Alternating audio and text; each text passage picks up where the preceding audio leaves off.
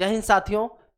साथियों, संसद में संविधान की चर्चा करते हुए देश के गृह मंत्री अमित शाह जी का एक बयान जो कि अंबेडकर जी को लेकर के था, वो विवाद थमने का नाम नहीं ले रहा है ना। जिनके खिलाफ अगर बात की जाए तो विशेषाधिकार हनन प्रस्ताव लाया गया है। क्या है ये नोटिस, है ना? क्या इनकी सदस्यता समाप्त हो जाएगी? हम सब कुछ समझते हैं। साथ ही साथ अंबेडकर जी की जो महत्वपूर्ण बातें अंत में हम समझेंगे जो शायद आप नहीं जानते होंगे। तो आप सभी साथियों का लर्निंग विद जयेश के ऑनलाइन प्लेटफॉर्म पे मैं जयेश पांडे आप सभी का बहुत बहुत स्वागत करता हूं। साथियों, हम समझते हैं कि वो बयान अमित शाह जी का जो कि गृह मंत्री हैं, जिसका विवाद अब और अधिक बढ़ता जा रहा है ना। आप कांग्रेस के द्वारा हो या समाजवादी पार्टी के द्वारा हो या फिर बसपा के द्वारा हो, है ना, लगातार ये विवाद बढ़ ही रहा है। तो क्या है पूरा मामला, हम वो समझते हैं और साथ ही साथ हम ये भी समझेंगे कि बात की जाए अगर कि विशेषाधिकार हनन जो नोटिस है, प्रस्ताव है ना, इसमें क्या हो सकता है, क्या सदस्यता पूरी चली जाएगी, है ना, या फिर जो है कुछ और हो सकता है, हम सब कुछ समझते हैं।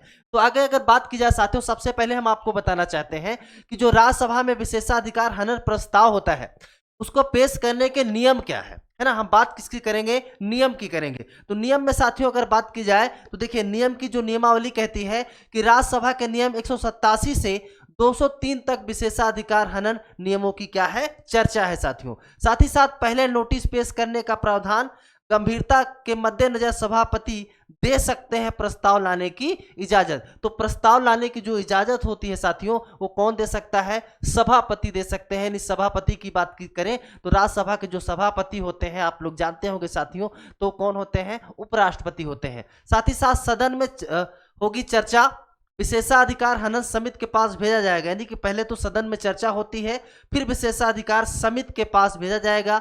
हनन पर सुनवाई के बाद क्या होता है? फैसला होता है। तो ये हम आपको बता रहे हैं जो कि विवाद थमने का नाम नहीं ले रहा है।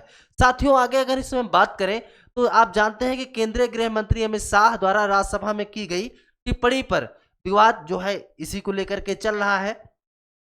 राज्यसभा अगर बात की जाए कांग्रेस की, तो यहाँ पे राज्यसभा में नेता प्रतिपक्ष मल्लिकार्जुन खड़गे, जो कि मल्लिकार्जुन खड़गे जो है वो नेता प्रतिपक्ष यानी कि जो है मल्लिकार्जुन खड़गे हैं, गृह मंत्री खिलाफ विशेषाधिकार हनन की कार्यवाही शुरू करने का क्या कर दिया है? नोटिस दिया है।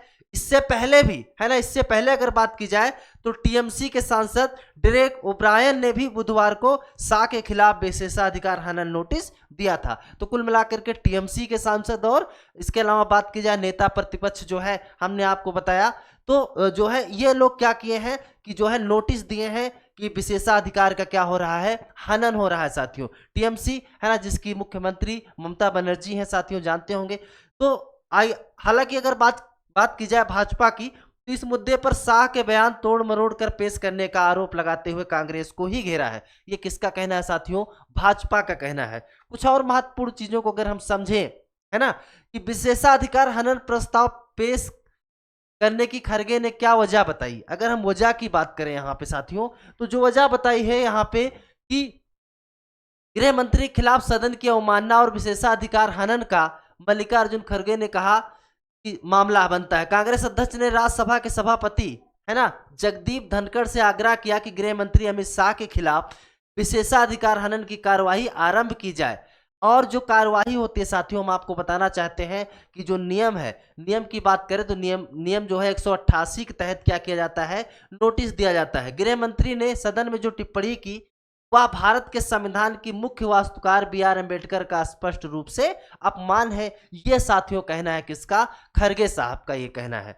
तो आइए इसमें कुछ और बात पूर्ण समझते हैं। देखिए यहाँ पे, अब देखिए, अब यहाँ पे जो उन्होंने दिया था, खड़गे के मुताबिक गृह मंत्री ने कहा था अभी एक फैशन हो गया है अम्बेडकर, इतना नाम अगर भगवान का लेते तो 7 जन्मों तक स्वर्ग मिल जाता। उन्होंने इसे ही संविधान का रचयिता का अपमान कर दिया। देखिए, हम आपको साथियों पहले चीज तो बताना चाहते हैं, यहाँ पे जो गृह मंत्री जी ने बयान दिया था, उन्होंने कहा था कि देखिए ये कहीं ना कहीं जो हमला था, है ना, देखिए मैं किसी पार्टी का नहीं हूं, लेकिन जो कहना था उनका, वो कहना था जो है कि अगर आप अम्बेडकर कहते हैं इतना, तो अगर आप इतना जो है भगवान का नाम लेते तो स्वर्ग मिल जाता। ये कहीं से भी ऐसा नहीं था कि वो अम्बेडकर को मानने वालों के लिए था, है ना। हाँ, वो था जो है खास करके उन्होंने जो बोला था वो पार्टी के लोगों के लिए बोला था, ठीक है, ऐसा उनका बयान था, ऐसा बीजेपी के लोगों का कहना है साथियों। तो इसमें कुछ और अगर हम महत्वपूर्ण बात समझें कि क्या नियम है, खास है, तो देखिए क्या है सांसदों के विशेषाधिकार अधिनियम, इनसे क्या सुरक्षा मिलती है। देखिए यहाँ पे जो बिंदु दिए हैं आपको मैं बताना चाहता हूँ कि संसद के दोनों सदनों, है ना, लोकसभा राज्यसभा के सदस्यों को संसद में बोलने की पूरी स्वतंत्रता होगी। सांसदों को संसद में अपने कर्तव्यों को लेकर के किसी बयान या किसी कार्य के लिए कानूनी कार्रवाई से छूट मिल सकती है। इसका सीधा मतलब है संसद सदनों में कहीं किसी बात या राय के लिए किसी भी न्यायालय किसी भी कार्यवाही के लिए जिम्मेदार नहीं है। इतना ही नहीं, संसद सत्र के दौरान में न्यायालय में लंबित मुकदमे पेशी से भी इनकार कर सकते हैं। तो ये जो कुल मिलाकर के हम आपको बता रहे हैं कि अनुच्छेद 105 में संसद और सांसदों के विशेषाधिकार की शक्तियों का जो जिक्र किया है, हमने आपको बताया कि ये शक्तियां जो है वो किसको मिली है, सांसदों को मिली हुई है। साथियों, कैसे लाया जाता है विशेषाधिकार हनन प्रस्ताव, अगर हम बात करें इसमें ये कैसे लाया जाता है साथियों, तो जो है इसको लाने का जो है लोकसभा या राज्यसभा के द्वारा इसको लाया जा सकता है। यहाँ पे कोई भी सदस्य अध्यक्ष सभापति की अनुमति से, है ना, ऐसा प्रश्न उठा सकता है।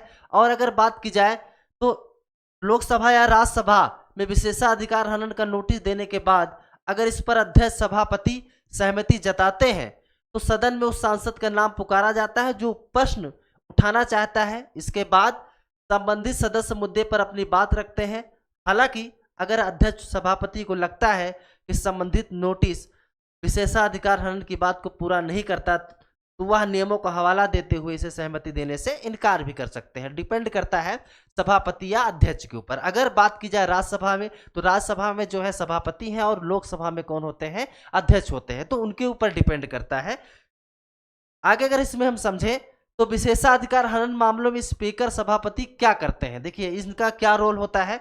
तो अगर बात की जाए तो विशेषाधिकार मामलों में स्पीकर या सभापति क्या करते हैं, तो लोकसभा या राज्यसभा जहां भी इस प्रश्न को उठाया गया है अध्यक्ष सभापति की तरह से देखा जाता है। वे देखते हैं कि प्रथम दृष्टया विशेषाधिकार का मामला बनता भी है या फिर नहीं बनता है। अगर बनता है तो आगे जो है सदन की विशेषाधिकार समिति को भेज दिया जाता है। आगे कहाँ भेजा जाएगा, विशेषाधिकार समिति को भेजा जाता है। यह समिति तय करती है कि सांसद की तरफ से विशेषाधिकार हनन किया गया है या फिर नहीं किया गया है। तो आगे की बात है, ये आगे जाएगा, उसके बाद ये तय होगा और ये हनन है कि नहीं होगा, ये सब जांच के बाद सब कुछ पता चलेगा। साथियों, अगर यहाँ पे दोषी पाए जाते हैं तो ध्यान दीजिएगा, ऐसा होता है कई बार दोषी पाए जाने पे जो है उन सांसदों को जो है फटकारा जाता है या फिर जो है उनको निलंबित भी कर दिया जाता है या फिर कोई और भी कार्यवाही हो सकती है, लेकिन ये तो आने वाले टाइम पे पता चलेगा। साथियों, अब हम कुछ बात करेंगे अंबेडकर जी के बारे में। जैसा कि अंबेडकर जी के बारे में लोगों को लेकर के काफी ज्यादा विवाद रहता है ना। कोई कहता है कि अंबेडकर जी जो है संविधान के निर्माता हैं, लिखने वाले हैं। देखिए अगर बात की जाए संविधान के, साथियों देखिए जो संविधान की बात करें तो जो संविधान का निर्माण हुआ है ना, संविधान सभा के द्वारा भारतीय संविधान का निर्माण हुआ है। अब अगर बात करें हम संविधान की, देखिए उस संविधान बनाने में मेन रोल जो था ना, यानी कि आप ये ऐसे समझिए कि जो हीरो की भूमिका थी वो डॉक्टर भीमराव अंबेडकर की थी, है ना। देखिए जैसे फिल्मों में आप लोग देखते होंगे कि बहुत से वहां पे जो है चेहरे रहते हैं लेकिन मेन रोल कोई हीरो रहता है, ठीक है। ठीक इसी तरीके से अगर संविधान की हम बात करें तो पूरे संविधान सभा में 389 सदस्य थे।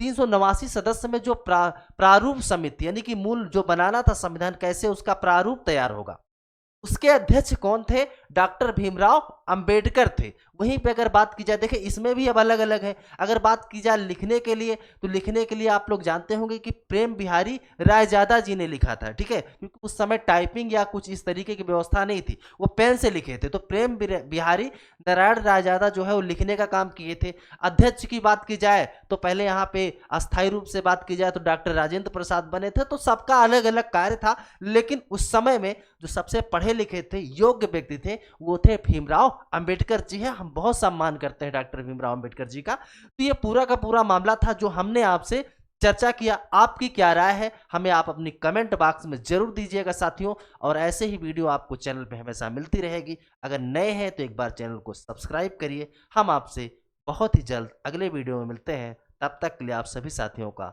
बहुत बहुत धन्यवाद। जय हिंद।